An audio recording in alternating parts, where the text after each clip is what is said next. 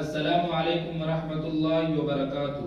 کیا آپ جانتے ہیں کہ قرآن پاک نے بچے کو دودھ پلانے کی مدت خود کتنا بیان کی ہے؟ کیا آپ نے کبھی سوچا ہے کہ آخر بچے کو کتنے سال تک دودھ پلانا شرعی ضروری ہے؟ کیا 2 سال کے بعد دودھ پلانے سے بھی شریعت میں کوئی اثر پڑتا ہے؟ آج ہم قرآن و حدیث کی روشنی میں اس اہم سوال کا جواب جانیں گے۔ اللہ تعالیٰ نے قرآن پاک میں ارشاد فرمایا، اور مائیں اپنے بچوں کو پورے 2 سال دودھ پلائیں۔ یہ ان کے لیے ہے جو دودھ پلانے کی مدت پوری کرنا چاہیں۔ یعنی قرآن نے بچوں کو دودھ پلانے کی زیادہ سے زیادہ مدت 2 سال مقرر کر دی ہے۔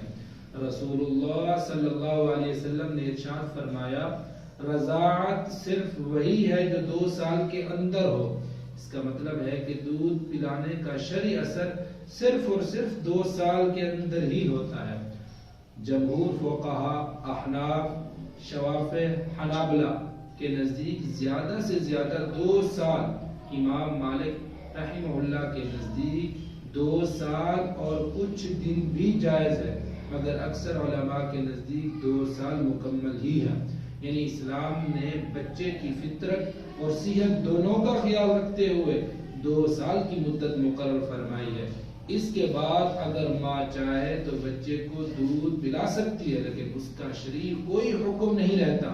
لہذا ماؤں کو چاہیے کہ بچے کے حق کو پہچانے اور اللہ کے اس حکم کو اپنی زندگی کا حصہ بنائیں۔